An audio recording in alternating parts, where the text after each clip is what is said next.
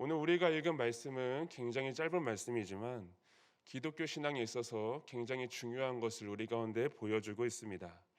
기독교 신앙에 있어서 가장 중요한 것을 이야기할 때 가장 중요하다고 말할 수 있는 것이 여러 가지가 있겠지만 아마 복음에 대해서 우리는 가장 중요하다고 말할 수 있을 것입니다. 복음이란 복된 소식을 말하는 것인데 아마 우리의 신앙에 있어서 중요한 다양한 것들이 있을지라도 복음보다 중요한 것은 결코 있을 수 없을 것입니다. 그런데 우리가 복음을 생각할 때 한 가지 오해가 있는데 그것은 복음이 매우 초보적인 것이라는 겁니다. 기독교 신앙을 시작할 때만 복음이 필요한 것이지 그 이후에는 복음이 그다지 필요하지 않다는 것이죠. 우리가 처음에 예수 믿고 구원받을 때만 복음이 필요하지 그 후로는 복음이 우리의 신앙에 있어서 그다지 중요하지 않다고 생각하는 것입니다. 그래서 복음에 대한 내용을 들으면 매우 익숙한 내용이다라고 생각하면서 그 내용과 거리를 두고 살아간다는 것이죠. 그러나 복음은 우리의 신앙에 있어서 모든 것들을 포괄하는 것입니다. 우리의 모든 신앙의 기초를 세워주며 우리 모든 신앙의 동력이 되며 우리 신앙의 전 인격을 이끌어주는 그런 참된 것이라는 것이죠. 그래서 복음은 예수를 처음 믿은 사람인지 아니면 오래 믿은 사람인지 누구에게나 필요하고 누구에게나 가장 중요한 가치가 되는 것입니다. 그런 관점에서 오늘 우리가 읽은 이 요한복음 3장 말씀은 복음의 가장 귀한 정수에 대해서 말씀하고 있습니다. 복음이 무엇인지 그리고 복음이 어떤 내용인지 또한 그 복음이 우리의 삶에 어떤 영향을 미치는지에 대해서 오늘 요한복음 3장 말씀은 굉장히 잘 다루고 있습니다. 먼저 요한복음 3장에는 한 명의 사람이 등장합니다. 그 사람의 이름은 니고데모입니다. 이 니고데모에 대한 성경의 소개를 보면 그 사람은 바리새인이었다고 말합니다. 당시 바리새인은 예수님과 대적 관계에 있었던 사람들이었고 또한 전통과 율법을 매우 중요하게 여겼던 사람들입니다. 더군다나 당시 기득권을 형성하고 있던 사람들이기 때문에 그 기득권을 지키기 위해서 매우 정치적인 사람들이었습니다. 때문에 이들은 예수님을 향한 사람들의 관심과 환호가 부담스러웠을 것이고 더군다나 자신들의 상식과 기준에서 벗어나는 예수님의 행동이 너무나도 그들은 탐탁치 않았을 것이죠. 그래서 그들은 예수님을 적대시했던 겁니다. 하지만 그런 바리새인이었던 니고데모가 예수님을 찾아옵니다. 사람들의 시선이 두려웠는지 밤중에 몰래 찾아왔죠. 이 니고데모는 바리새인이면서도 당시 최고의 지식인이었습니다. 그런 니고데모가 예수님을 찾아갔던 것은 정치적으로나 사회적으로나 여러 가지 의미에서 많은 의미를 보여주고 있는 거죠. 그래서 이 둘의 만남에 대해서 우리는 주목해야 되는 것이고 그 내용의 의미에 대해서 생각해 봐야 될 것입니다. 오늘 요한복음 3장 말씀은 예수님과 니고데모의 대화를 통해서 그 내용이 무엇인지를 우리에게 말씀해 주고 있습니다. 그런데 그 내용을 유심히 살펴보면 그 내용은 당시 사람들의 일반적인 인식과는 거리가 먼 내용이었습니다. 예수님께서는 하나님 나라에 들어가기 위한 방법으로 니고데모에게 다음과 같은 방법을 제시하는데 그것은 사람이 거듭나야 된다는 것이었습니다. 거듭난다는 것은 쉽게 말해서 다시 태어난다는 것이죠. 그런데 일반적으로 볼 때 다시 태어난다는 것은 말 자체가 성립이 안 됩니다. 왜 그럴까요? 다시 태어나기 위해서는 어머니 뱃속으로 다시 들어가야 되는데 그것은 불가능한 일이기 때문인 거죠. 그래서 예수님께서는 이 거듭남에 대해서 조금 더 쉽게 부연 설명을 하시는데 그것은 물과 성령으로 다시 태어나라는 것이었습니다. 오늘날에 우리가 이 말의 뜻을 알고 있고 이것이 무슨 의미인지 알고 있지만 그 당시 사람들은 절대 이 말의 뜻을 알 수 없었습니다. 왜 그럴까요? 그들은 가장 중요한 것을 알지 못했기 때문이었죠. 그것은 예수님께서 이 땅에 오신 이유와 목적 그리고 그 후 성령을 통해서 예수님께서 행하신 일들을 우리들에게 구체적으로 나타내실 것이라는 것을 알지 못했던 것입니다. 그래서 예수님께서는 이것이 땅의 일이 아니라 하늘의 일이라는 것에 초점을 두십니다.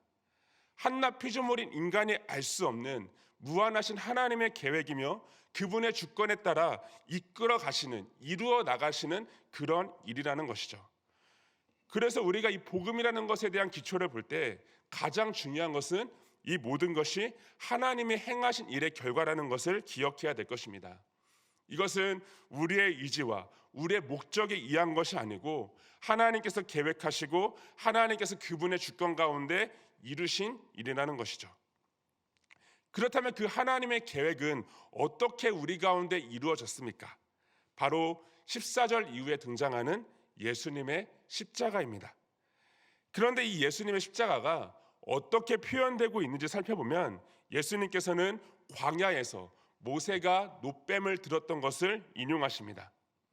민수기 21장을 보면 모세가 놋뱀을 들었던 사건이 나옵니다. 당시 이스라엘 백성들은 광야에서 하나님께 원망과 불평을 했고 그 원망과 불평을 들으신 하나님께서는 불뱀을 보내셔서 이스라엘 백성들을 심판하셨습니다. 그리고 그 불뱀에 물린 사람들이 하나님께서 유일한 구원의 방법을 그들에게 주시는데 그것은 모세의 지팡이에 매달았던 놋뱀을 보는 자들은 살 것이다, 그렇게 말씀하셨습니다. 그것은 광야에서 이스라엘 백성들이 구원을 받을 수 있는 유일한 길이었고 그들에게 있어서 유일한 소망이었습니다. 광야에서 다른 방법은 절대 찾을 수 없었던 것이죠. 그리고 그 유일한 방법으로 그 놋뱀을 바라본 사람들은 그 하나님의 심판 가운데 구원을 받을 수 있었습니다. 예수님께서는 그 놋뱀에 대한 말씀을 인용하시면서 그 말씀이 자신을 드러내고 있다는 것을 말씀하십니다. 그리고 그것이 예수님의 십자가만이 심판 가운데 구원을 받을 수 있는 유일한 길이며 유일한 소망이 되신다는 것을 알려주셨던 것이죠. 모세가 놋뱀을 든 것처럼 예수님께서도 십자가에 들리셔야 되는데 그것만이 유일한 길이 된다는 것을 예수님께서는 우리 가운데 보여주고 있는 겁니다. 그래서 그것을 믿는 자들에게 심판 가운데 구원을 허락하시겠다는 것, 즉 영원한 생명을 주시겠다는 것, 그것이 바로 오늘 말씀의 가장 핵심적인 내용일 것입니다. 그런데 여기서 말하고 있는 그 믿는 자마다 영생을 주시고 믿는 자마다 심판 가운데 구원하시겠다고 했는데 도대체 그 믿음이 무엇일까요? 그 믿음의 본질이 무엇일까요? 그 믿음의 본질을 이해하기 위해서는 우리가 당시 이스라엘 백성의 입장에서 이해할 필요가 있을 것입니다. 이스라엘 백성들의 입장에서 볼 때 장대 끝에 있는 그 놋뱀을 어떤 심정으로 바라봤겠습니까? 그것은 광야에서 이스라엘 백성들이 살 수 있는 유일한 방법이었기 때문에 그 유일한 대상에 대한 의존의 방법으로 바라봤을 것입니다. 왜냐하면 광야에서 그들이 구원받을 수 있는 길을 아무리 찾을래야 찾을 수 없기 때문이었고 오직 그 놋뱀만이 자신들을 구원해 줄 수 있는 그런 확신과 신뢰를 가지고 바라봤을 것입니다. 그래서 그 믿음의 본질은 바로 전적인 확신과 전적인 신뢰에 있다는 것입니다. 그리고 실제 이 요한복음 3장에 번역된 이 믿음이라는 헬라어 원문을 보면은 이것은 그분께만 매달리고 그분만을 신뢰하고 그분만을 확신하는 것에 있습니다. 전혀 의심 없이 전적인 확신을 가지고 나아가며 오직 그 길만이 죄인인 자신을 구원할 수 있다는 유일한 그런 길이 된다는 것에 대한 믿음을 얘기하는 것이죠. 그러나 이런 보이지 않는 대상에 대해서 우리가 전적인 확신을 한다는 것은 인간적으로 말이 되지 않습니다.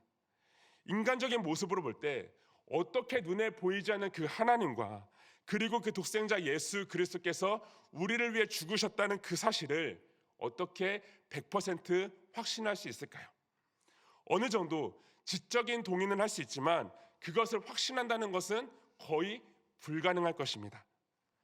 하지만 분명한 것이 있다면 우리 신자들에게는 그 예수 그리스도와 보이지 않는 하나님에 대한 전적인 확신이 있습니다. 그 길만이 우리를 구원해 줄 유일한 길이라는 것과 더불어서 우리는 눈에 보이지 않지만 예수 그리스도의 십자가 사건에 대한 역사적 사실에 대한 확신을 가지고 있습니다. 자, 그렇다면 어떻게 그런 역사가 가능할까요? 눈에 보이지도 않는 그 하나님, 그리고 그분께서 유일한 소망으로 이 땅 가운데 예수님을 보내셨다는 것에 대한 전적인 확신, 그런 요한복음 3장에서 말하고 있는 그 믿음이 어떻게 우리 가운데 가능한 것일까요? 그것은 하나님께서 우리 가운데 성령을 통하여 믿음이라는 선물을 주셨기 때문에 가능한 것입니다. 우리 안에 있는 그 믿음은 우리에게서 난 것이 아니라 하나님의 선물이며 하나님께서 주신 것입니다.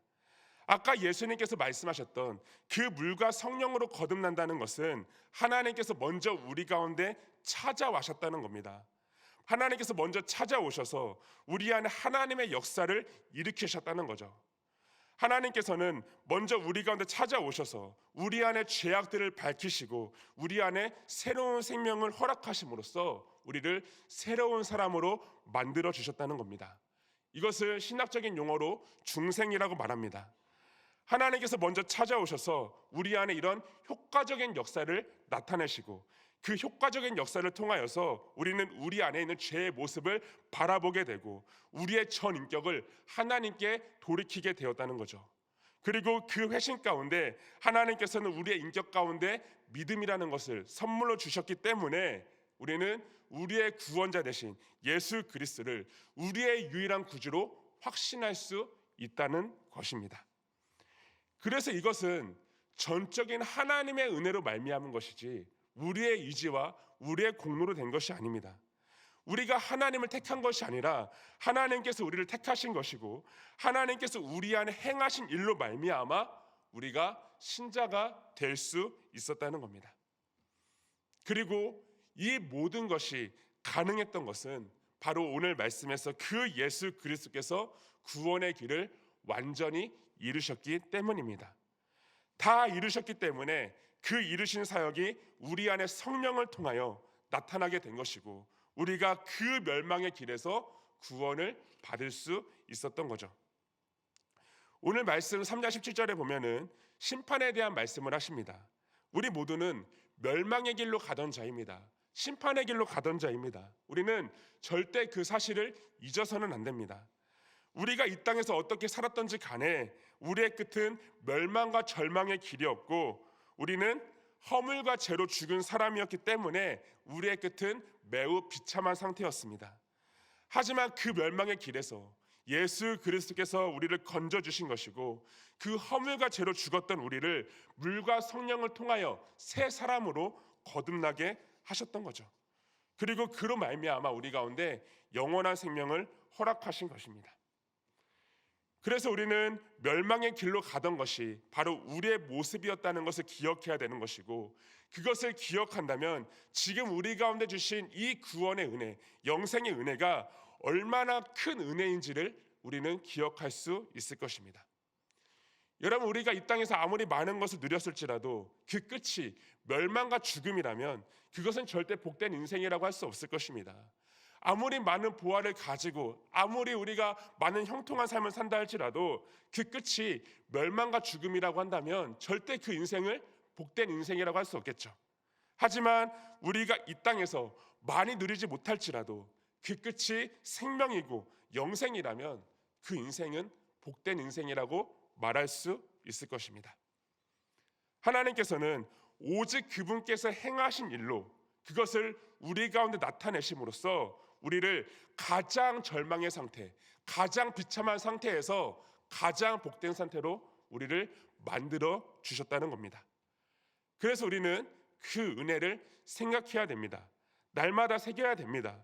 그래서 복음은 예수 그리스도를 처음 믿을 때만 필요한 것이 아니라 우리 모든 신앙의 여정에서 필요한 것입니다. 복음을 통해서 우리는 그 복음을 비추고 있는 그 길을 따라 살아가야 되는 것이고 복음을 통해서 우리는 그 하나님의 은혜가 얼마나 귀한 것인지를 깨닫고 우리의 신앙의 동력으로 삼아야 된다는 것이죠. 그리고 그 구원하신 그 은혜가 우리의 삶의 진정한 동력이 될 때 우리는 비로소 참된 신자의 삶을 살아갈 수 있을 것입니다. 바라옵기는 오늘 우리 가운데 주신 이 말씀을 통해서 우리가 우리 그 영생이라는 그 선물을 주신 우리 그 그리스도를 기억하면서 오늘 하루를 살아갈 때도 그 은혜의 감격과 동시에 그 은혜 앞에 감사하는 거룩하고 복된 주 되시기를 간절히 소망하겠습니다.